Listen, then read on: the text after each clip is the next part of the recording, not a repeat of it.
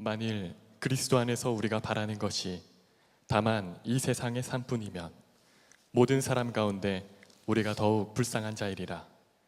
그러나 이제 그리스도께서 죽은 자 가운데서 다시 살아나사 잠자는 자들의 첫 열매가 되셨도다. 오늘 부활주일 우리가 함께 예배할 수 있는 이런 공동체가 있고 또 우리가 함께 주의 이름으로 모일 수 있다는 것이 얼마나 감사한지 모르겠습니다. 말씀을 준비하면서 마음에 눌림이 있었습니다. 부활의 소식을 전하는 증인이 되어야 할 자리에 이미 마음에는 슬픔과 분노가 있고 아픔이 뒤섞여 있었기 때문에 그렇습니다. 그런데 계속 기도하면서 말씀을 준비하면서 주님께서 주시는 마음은 무엇을 위해서 눈물을 흘려야 할지, 무엇을 위해 아픔을 나눠야 할지, 그리고 무엇을 위하여 기뻐해야 할지에 관해서 우리가 분별해야 할 지혜가 필요하다라는 그런 마음이었습니다. 예수님께서도 이 모든 인류를 구원하시기 위해서 예수님께서 고통 가운데 온갖 아픔을 다 품으시고 기도하셨던, 인류를 구원하셨던, 세상을 구원하셨던 기도의 한마디를 요약하면 내 뜻대로 마옵시고 나의 뜻대로 마옵시고 하나님 아버지의 뜻대로 하시라는 바로 그 기도를 통해서 예수님께서 구원의 역사를 이루신 것을 우리가 기억합니다. 우리가 오늘 말씀을 통해서 우리가 찬양하는 것, 기도하는 것을 통해서 정말 주님의 마음을 깊이 알게 되면 좋겠습니다. 우리의 생각이나 판단이나 마음의 감정은 조금 내려놓고 주님께 맡기고 우리가 아픔이 있는 자들과 함께 울을 수 있고 기쁨의 소망이 회복된 이들과 또 함께 기뻐할 수 있는 우리 젊은이 교회 공동체의 모든 지체들이 되시기를 예수의 이름으로 축복합니다. 여러분, 이 세상 가운데 정말 변하지 않는 사실 중에 하나를 꼽으라면 아마 여러분들 여러 가지를 꼽을 수 있으실 겁니다. 그런데 매우 유감스러운 이야기지만 그 중에 한 가지 사실은 이곳에 우리 모두가 언젠가 하나님이 정하신 때에 이 땅에서의 삶을 마무리하게 될 거라는 거죠. 죽는다는 거죠. 우리가 죽음을 이야기할 때 많은 경우 두려움, 그리고 그렇기 때문에 그것을 어떻게든 극복해야 할 대상으로 우리가 여기며 삽니다. 그러나 사실 죽음은 하나님께서 우리에게 생명을 주실 때 출생과 더불어 죽음을 하나의 한 쌍으로, 그 한 쌍을 생명으로, 삶으로 우리에게 주신 거지요.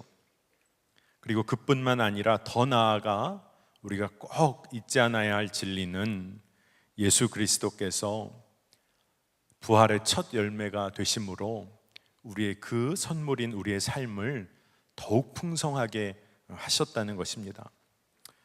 내 인생의 계획과 뜻대로 살아가려는 그런 과정 가운데는 내 뜻대로 하려고 하면 언제나 두려움이고 내 뜻대로, 내 계획대로 살아보려고 하면 언제나 좌절이 있지만 하지만 하나님께 내 삶이 매여 있다, 나의 삶이 하나님의 삶이다, 하나님의 것이다 라는 것을 철저하게 인정하게 되면 우리가 매 순간 감사하고 그리고 주님의 뜻에 매여 있기 때문에 매 순간 우리가 안전한 삶을 누리게 되는 줄로 믿습니다.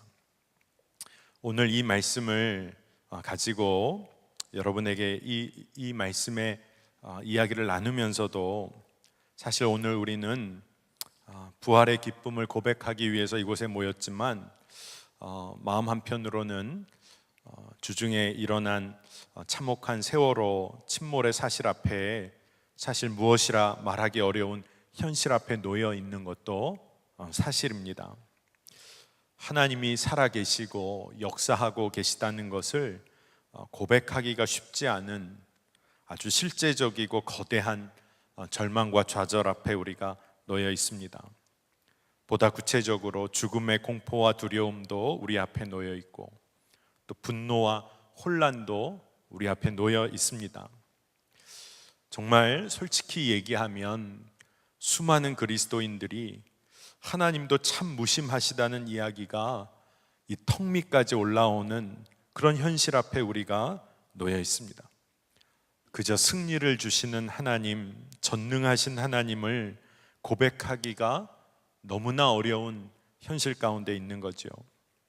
그러나 저는 오늘 십자가에서 어떠한 저항도 하지 않으시고 무기력할 정도로 죽음을 받아들이신 힘 없으신 예수님, 그리고 그 아들을 내어놓으시고 아파하셨던 하나님을 우리 모두가 기억하기 원합니다. 철저히 무기력한 하나님만이 철저하게 인간의 고통을 감당하실 수 있었습니다. 그리고 그 힘없는 하나님께서 우리의 아픔의 한 복판 가운데 찾아오셔서 우리의 아픔 가운데 눈물을 흘리실 수 있었던 것이죠. 그 아픔과 고통을 아시는, 정말 실제로 그 고통을 경험하신 주님께서, 그 주님께서 죽음을 넘어서셨다는 것이 오늘 우리 부활주일에 우리가 붙잡으려고 하는 복음 중에 복음인 것입니다. 죽음에 대한 승리라고도 우리가 표현할 수도 있겠지만, 보다 엄밀히 말하면 하나님이 그 아들을 향한 사랑을 결코 놓치지 않으셨다는 메시지가 부활의 메시지라고 믿습니다. 승리라는 표현보다 하나님께서 모든 하나님의 자녀들을 위해 그 외아들을 철저하게 버리셨고, 그리고 결국 끝까지 사랑하셔서 포기하지 않으셨던 사건이 바로 십자가 사건이고 부활의 사건입니다. 여러분, 이 놀라운 사건을 믿음으로 받아들이는 자가 바로 그리스도인입니다. 사도 바울이 말하기를, 이 놀라운 부활의 사건, 하나님이 끝까지 사랑하신 이 사건을 믿음으로 받아들이지 못하는 사람, 고백하지 못하는 사람, 그렇기 때문에 이 세상의 것에 연연하는 사람, 그런 사람 얼마나 불쌍한 사람인지에 관해서 이야기를 합니다. 부활이 없다면, 다시 말해서 부활을 믿음으로 고백할 수 없다면 우리처럼 불쌍한 사람도 없을 것이란 것이죠. 많은 세상의 사람들이 실제로 예수님이 부활하셨는지 아닌지, 몸의 부활이 있는지 없는지, 그것을 믿을 수 있는 것인지 과학적인지, 그런 이야기에 초점을 맞추면서 이야기를 때로 논쟁으로 이끌어 가기도 하고 가십거리로 만들어 버릴 때가 있습니다. 하지만 우리가 끊임없이 물어야 할 초점은 부활의 사건을 우리가 매일 살아가고 있는가 하는 것입니다. 여러분, 여러분에게 매일매일이 부활절입니까? 여러분, 매일매일이 부활의 메시지로 인하여 새 힘을 여러분 얻으십니까? 하나님의 포기하지 않으시는 사랑을 우리가 매일 경험하기 때문에 절망 가운데서도 일어날 새 힘을 우리가 얻고 있습니까? 이전에 목회하던 곳에서 성도님들과 성지순례를 다녀올 기회가 있었습니다. 잘 계획을 짜서 일정들을 보내게 되었었는데, 마지막 날 일정이 예수님의 무덤에 가서 그 예수님의 무덤을 둘러보고, 그리고 그곳에서 예배하고 오는 일정이었습니다. 사실 예수님의 무덤이라고 하였지만 가이드나 안내해 주시는 분들의 이야기를 들어보니까 예수님의 무덤이라고 추정되어지는 곳, 그런데 그곳을 잘 관리해 놓고 소개하고 있었습니다. 예수님의 무덤이라 추정되어지는 곳은 이곳 외에도 몇 곳이 더 있다는 이야기도 들었습니다. 빈 무덤도 둘러보았고, 그리고 그 주변에 있는 모든 정황들도 설명을 들었습니다. 그리고 그곳에서 마지막 성찬 예배를 드리게 되었는데, 사실 역사적으로 추정된 장소였고, 사실은 진짜 성지가 아닐 수도 있는 곳이지요. 그런데 그곳에서 성도님들과 성찬 예배를 드리는데 많은 성도님들이 눈물로 예배하였습니다. 왜 그랬을까? 곰곰이 생각할 시간이 있었는데 진짜 성지가 아닐 수도 있는 그곳에서 왜 눈물이 난 것일까? 예수 그리스도의 십자가와 부활이 하나님의 한없는 사랑이 믿어지니까 믿어지는 그곳 그 순간이 성지이고 거룩한 곳이고 구별된 곳이었기 때문에 그런 것이었죠. 여러분, 우리가 하나님께서 우리를 포기하지 않으시고 마지막까지 사랑하시고 지금도 붙잡고 계시다는 이 놀라운 이 믿음, 이것을 우리가 붙들 수 있다면 부활의 사건은 우리의 삶에 매일매일 이루어지는 놀라운 은혜의 시간이라고, 그리고 놀라운 축복이라고 믿습니다. 하지만 이것이 믿어지지 않으면 삶의 많은 경우에 우리의 힘으로 우리의 삶을 강건하게도 꾸려보고 싶고 화려하게 장식해 보고도 싶고, 그렇기 때문에 때로는 삶을 소비적으로 소모하기도 합니다. 우리가 죄인임에도 불구하고 우리의 힘으로 하나님의 사랑을 온전하게 믿지 못하니까 우리의 한계와 유한함을 어떻게든 내 힘으로 극복해 보려고 교만에 빠지기도 하고 그로 인해 죄의 문제 가운데 빠지기도 하는 것이죠. 시편 90편의 모세가 우리의 연수가 70이요 강건하면 80이라도 그 연수의 자랑은 수고와 슬픔뿐이요 신속히 가니 우리가 날아가나이다 라고 고백을 했습니다. 다른 말이 아니라 우리의 삶이 얼마나 연약하고 유한한 것인가를 모세가 노래한 것이죠. 그래서 하나님의 지혜를 그가 구하고 있습니다. 생명의 근원자 되시는 하나님과 교제하는 삶, 눈이 열린 사람은 인생의 한계와 유한함을 넘어서는 중요한 단계를 경험하게 되는데, 그것은 죽음에 대한 눈이 새롭게 열리는 것입니다. 오늘 우리가 읽은 이 말씀에 계속해서 되어지는 본문을 보면 사도 바울은 죽음의 상태를 잔다라고 표현을 합니다. 죽음은 세상에서 절망의 최고치고 실패의 최고치로 여겨지지요. 그런데 사도 바울은 죽음의 상태를 잔다라고 새롭게 정의하고 있습니다. 여러분, 왜 그렇지요? 믿는 성도 모두는 예수 그리스도와 더불어 다시 살 것을 우리가 믿고 확신하기 때문에 그렇습니다. 부활의 능력은 세상이 우리로 하여금 이것이라고 정해놓은 것 때문에 우리가 절망하고 좌절하게 되는 거짓 진리를 폭로할 수 있는 힘을 우리에게 주기도 합니다. 그리고 정말 소망되는 예수님을 선포하게 우리를 이끄는 것이지요. 말씀을 보면 그러나 이제 그리스도께서 죽은 자 가운데서 다시 살아 잠자는 자들의 첫 열매가 되셨도다. 사망이 사람으로 말미암았으나 죽은 자의 부활도 사람으로 말미암는도다. 아담 안에서 모든 사람이 죽은 것 같이 그리스도 안에서 모든 사람이 삶을 얻으리라. 여러분, 우리가 이것을 고백할 수 있는 것은 죽음의 권세도 끊을 수 없는 하나님의 사랑을 믿기 때문에 그렇습니다. 제가 전도사 시절에 중등부, 고등부, 유스 이렇게 목회를 할 때 부활절의 메시지를 전해야 했습니다. 부활에 대해서 어떻게 설명할 수 있을까? 그리고 이 사실이 믿어지지 않는 친구들에게 어떻게 말씀을 전할 수 있을까 고민하다가 이렇게 전했던 기억이 있습니다. 저는 어렸을 때 제가 초등학교 1학년 때 아버님이 목회하시다가 세상을 떠나셔서 아버지에 대한 기억이 이렇게 단편적인 것 같아요. 그런데 제가 어렸을 때 저희 할아버님도 목회를 하셨었는데 어느 날 아주 어린 시절 유치부 시절에 할아버지와 아버지가 강단에서 함께 올라서셨던 일이 있었던 것 같습니다.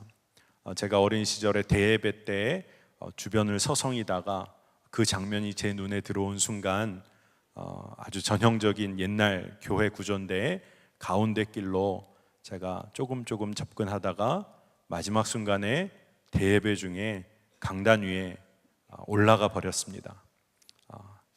비상이 걸린 거죠. 성도들도 그렇고 전도사님. 그런데 제가 제 기억과 전해지는 이야기가 이렇게 종합되어진 기억을 더듬어 보면 제가 아버지 옆에 가서 섰다고 그래요. 그런데 생각에 그리고 기억에 이야기에 마음에 감사한 것은 아버지가 당황해하면서 밀쳐내거나 빨리 누구를 오게 해서 데리고 내려가게 한 것이 아니라 손을 잡으시고 그리고 거기서 강단에서 하셔야 할 일, 그리고 뒤쪽에 있는 의자에 저를 앉히셔서 예배가 다 끝날 때까지 제가 그곳에서 있다가 내려왔다고 합니다. 참 저도 생각해 보면 아마 많은 성도님들 중에는 참 버릇없게도 아이를 키웠다 하셨던 분도 계셨을 테고, 또 어떤 분들은 3대가 다 강단에 있으니 보기 좋았다 하셨던 분도 있다고 그래요. 그런데 마지막 슬픈 기억은 제가 자라면서 어머니에게 한 번도 맞아본 기억이 없는데 그때 맞았던 기억이 있습니다. 예배 잘 마치고 잘 맞았던 기억이 있습니다. 그 이후에 대예배 시간에는 본당 근처를 얼씬거리지 않다가 전해지는 이야기로는 한 번 더 그런 일을 제가 했다고 그래요. 그런데 저는 아이들에게 이 이야기를 여러분에게 나누는 것처럼 나누면서 그런 이야기를 했습니다. 아버지가 손을 잡아주시고 모른 척하거나 밀치거나 당황해하지 않으셨던 그 아련한 기억이 드는데 예수님에 관해서 아이들과 이야기를 나눴습니다. 십자가에 달려 고통 가운데 죽어가는 아들 예수 바라보는 하나님 아버지의 마음이 어떠셨을까? 하지만 철저하게 그 아들을 포기하셔야 했던 그 하나님께서 십자가 사건 이후에 3일의 시간 이후에 왜 그 아들 예수 그리스도를 죽음 가운데서 일으켜 세우지 않으셨겠는지. 하나님은 끝까지 함께 하시고 끝까지 일으키시고 살려내시는 사랑이시라고 나눴던 기억이 있습니다.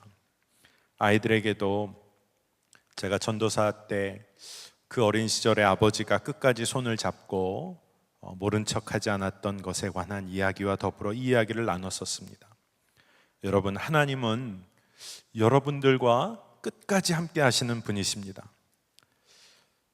전능하신 하나님으로서가 아니라 밤새 열로 고통받는 자녀 때문에 한숨도 잠을 못 이루시는 부모님의 마음으로, 그런 부모님의 마음으로 여러분과 함께 하시는 거지요. 자녀에게 어떻게라도 도움을 주기 위해서 아쉬운 소리 하고 이곳저곳을 다니시며 어깨 처져 하시는 부모님의 그 마음으로, 사랑의 마음으로 하나님은 우리를 끝까지 포기하지 않으시는 거죠. 자녀를 살리기 위해 자신의 골수라도 이식해주고 싶지만 그것이 맞지 않아 내어줄 수 없는 안타까운 부모의 마음으로, 그 부모의 마음으로 하나님께서 우리와 함께 하시는 것 아니겠습니까? 절망 가운데 있는 분들이 오늘 이곳에 있을런지도 모르겠고, 우리 국가적으로 너무나 큰 아픔 가운데 우리가 때로는 무너져 있는 마음이 있기도 합니다. 신약 성서학자 크로스안이라는 사람이, 존 도미니크 크로스안이라는 사람이 이렇게 이야기를 했습니다. 금요일은 도저히 견디기 힘들었고, 토요일은 기다리며 인내하는 일에 지쳐갔지만 주님의 날 모든 문제는 해결되었습니다.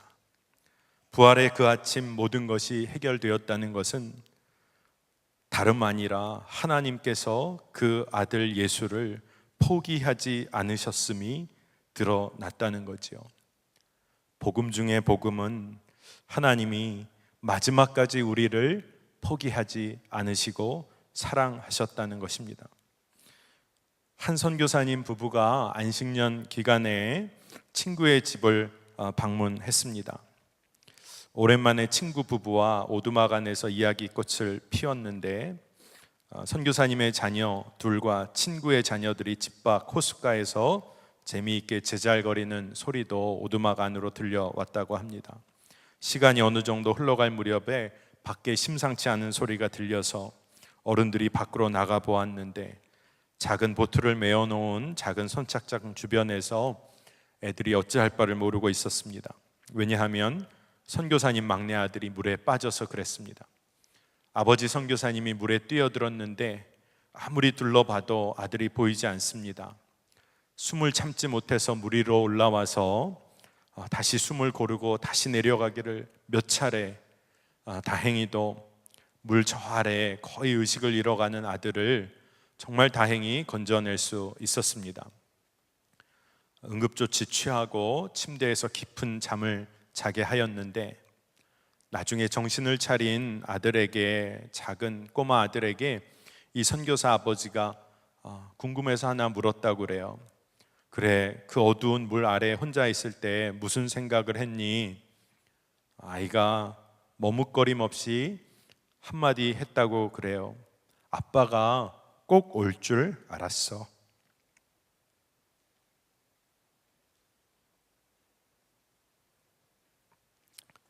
저는 부활신앙이 바로 이것과 연관된다는 생각이 들었습니다.